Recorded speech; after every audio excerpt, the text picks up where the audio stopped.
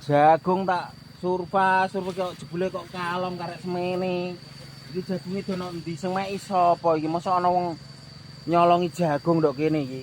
Mosok ana wong nyolongi jagung ndok kene. Lho kok entek jagungku ya? Kepiye iki ya? Tak lurune jeke wonge.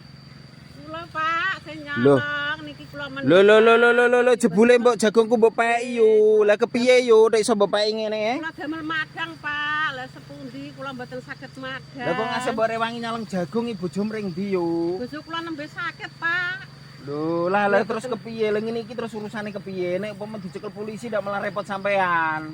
Nggih nyuwun ngapunten nggih Pak, pancen kula pun pendet nggih kula tak mantuk, kula damel. Lah nggih nek kaya ngeten iki kan nganu ayu darung entek kabeh jagongku. Ning terus ngene iki kepiye? Engko lek umpama ngasek di penjara yo, ya iki tak rahasiane yo.